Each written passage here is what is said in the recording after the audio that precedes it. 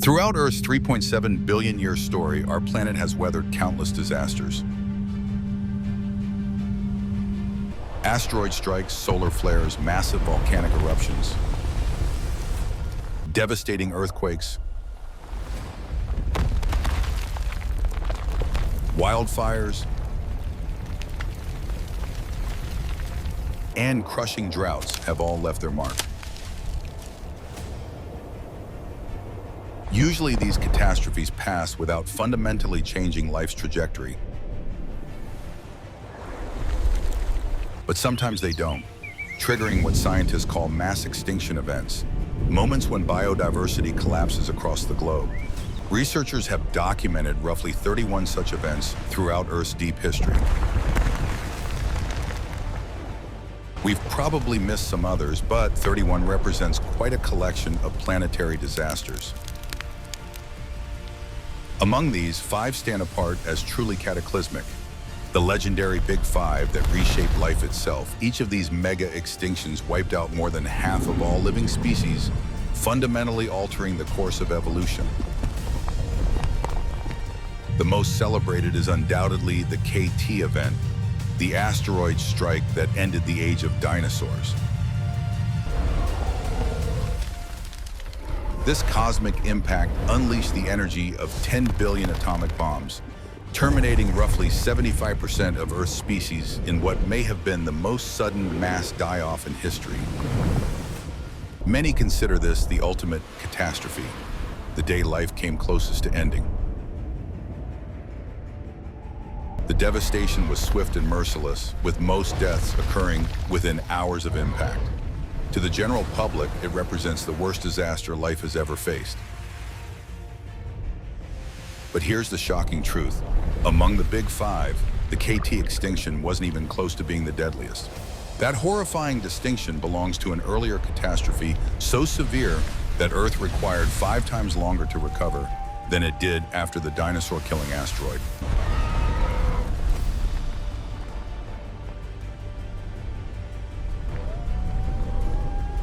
Welcome to the Permian-Triassic extinction, the event paleontologists call the Great Dying.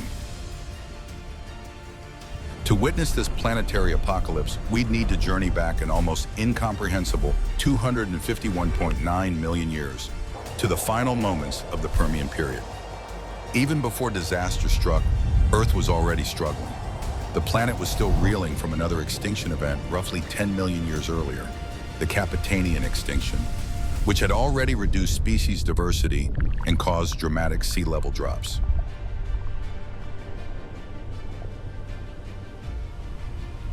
The climate itself was brutally hostile, with global temperatures far exceeding anything we know today.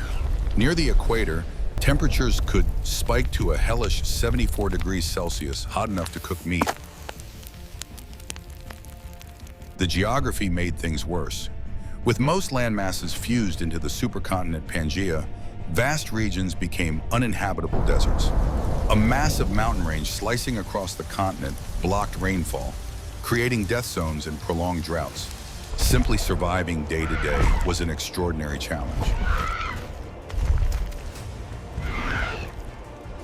For decades, paleontologists knew something unprecedented had occurred at the end of the Permian, but the cause remained mysterious.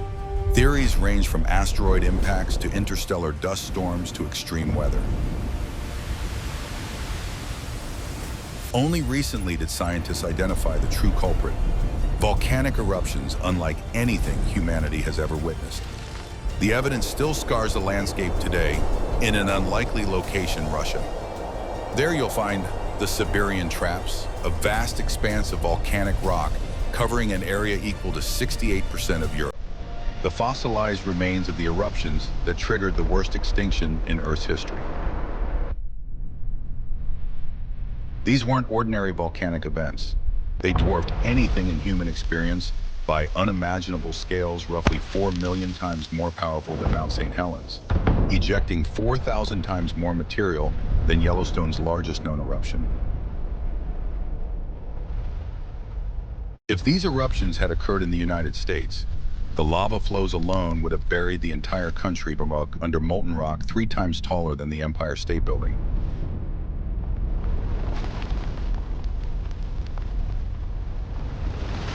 You might picture Hollywood-style explosive eruptions, but the Siberian traps operated differently.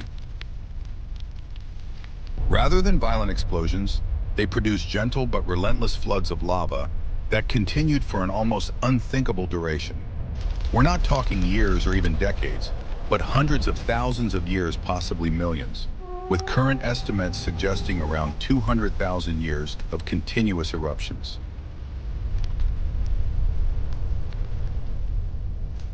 During this geological eternity, Earth transformed into a literal hellscape. Those closest to the eruptions faced the worst fate.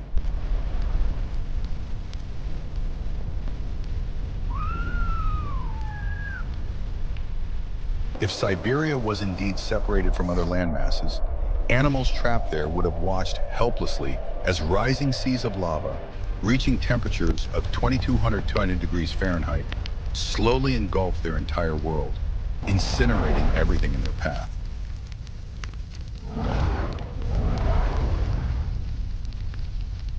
Most likely died before the lava reached them, however, as the eruptions triggered massive forest fires so extensive they drove entire plant groups extinct, including the seed plant Gigantopterus.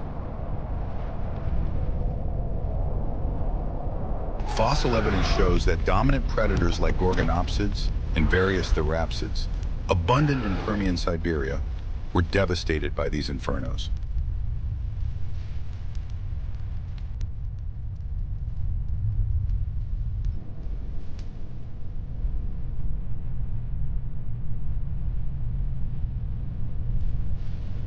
But distance provided no sanctuary. As the eruptions continued, their deadly effects spread globally, reaching every corner of the planet. Paradoxically, it wasn't the lava itself that caused worldwide devastation, but rather what the volcanoes released into the atmosphere. Throughout this ordeal, they pumped out staggering quantities of carbon dioxide, ash, sulfur, and chlorine. More than 200,000 gigatons of material, over 1,000 times the mass of Mount Everest.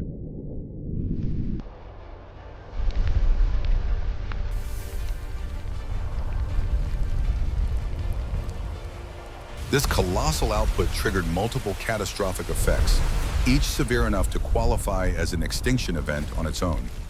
But fate had an even crueler twist in store.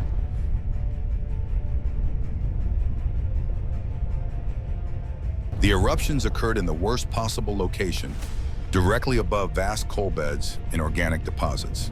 The volcanic activity eventually ignited these underground reserves, adding their combustion to the global disaster.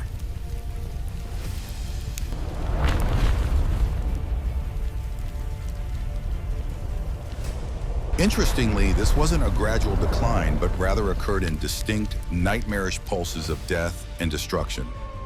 During these apocalyptic episodes, Earth became virtually unrecognizable, a wasteland where surviving animals endured unimaginable suffering.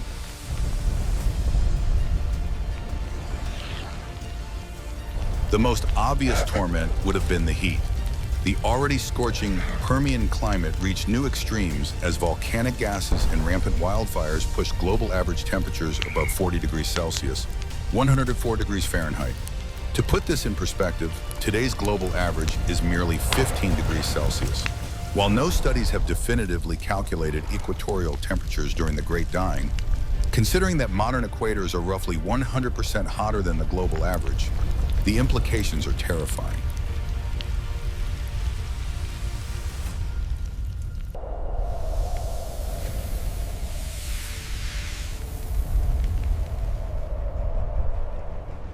Such temperatures would have been instantly lethal to humans. During Russia's 2010 heatwave, when July temperatures averaged just 30 degrees Celsius for a brief period, over 50,000 people died. Today's hottest inhabited place, the Ethiopian town of Dalol, doesn't even approach the Permian global average, sitting at around 35 degrees Celsius. Despite numerous attempts, no permanent settlement has ever succeeded there due to the extreme heat. Under Permian conditions, unprotected humans would likely die within 24 hours. These temperatures fueled additional forest fires beyond those started by lava, ultimately destroying the last remnants of Earth's once dominant coal swamp ecosystems.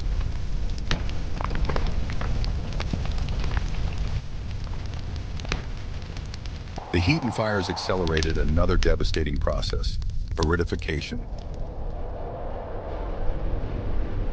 Slowly but relentlessly, much of the world transformed into shrubland and desert, with hundreds of miles between sources of fresh water.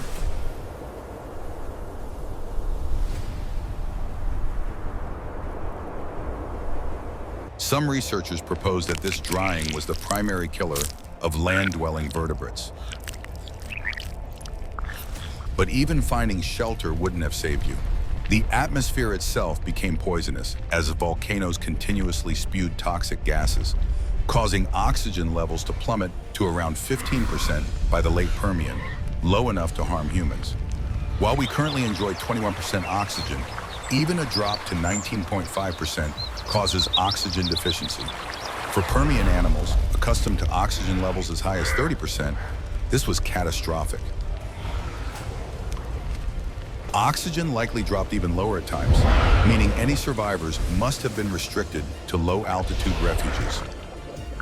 One fascinating study mapped these estimated oxygen levels onto modern Earth to identify where animals might have survived from a breathing standpoint alone.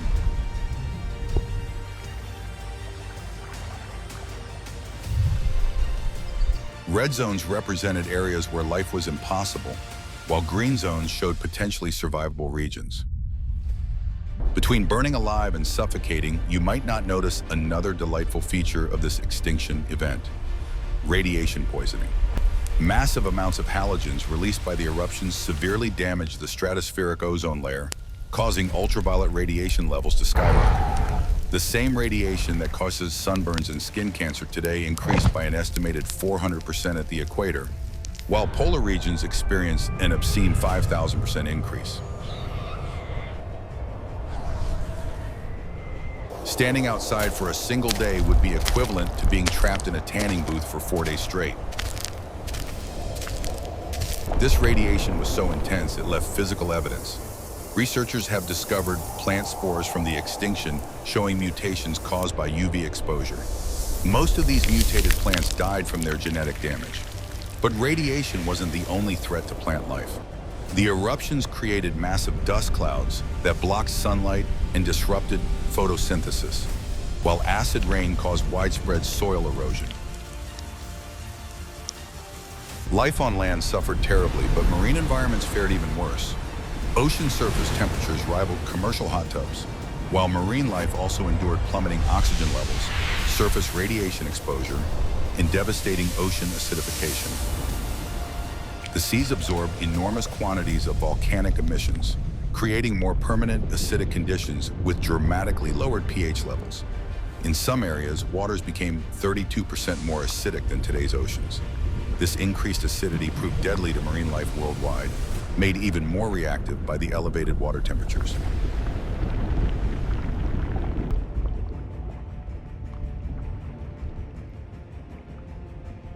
After listing over 5 ways the Permian extinction could kill you, you'd think we'd covered everything. But this disaster had more sinister surprises, including the possibility of hypercanes, super hurricanes beyond anything in recorded history. While somewhat hypothetical, the theory suggests that if sea temperatures reach 50 degrees Celsius, extreme cyclones could form with unprecedented destructive power.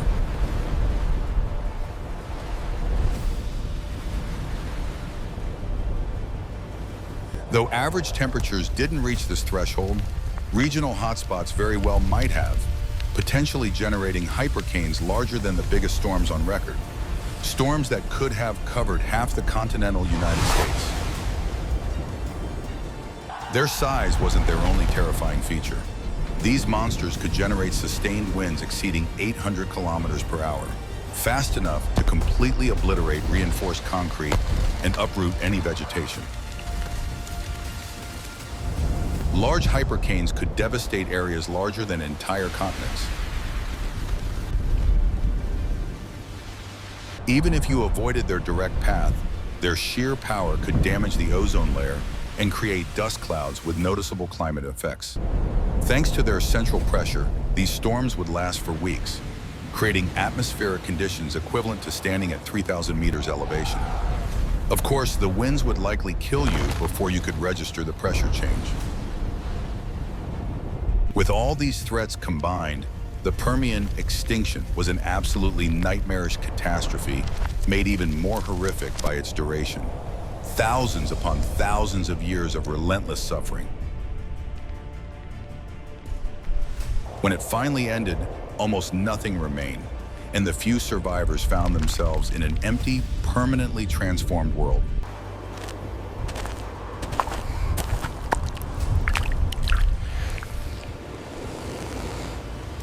While all Big Five extinction events were severe, the Great Dying truly redefined catastrophe. The numbers tell a staggering story. Studies suggest up to 96% of all species perished, making it 10 worse than the second deadliest extinction known to science. But even this shocking statistic undersells its severity. A better measure is the percentage of biological families that vanished. Around 57% were completely eradicated. While this might seem less dramatic than the 96% species loss, consider that the second worst extinction, which eliminated 86% of species, only destroyed 27% of families, less than half the devastation.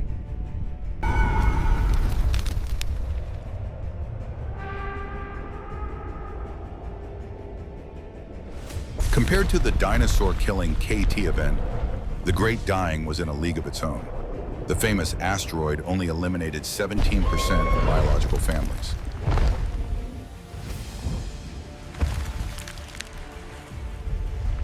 As the deadliest extinction ever recorded, the Great Dying naturally claimed many thriving and well-known groups.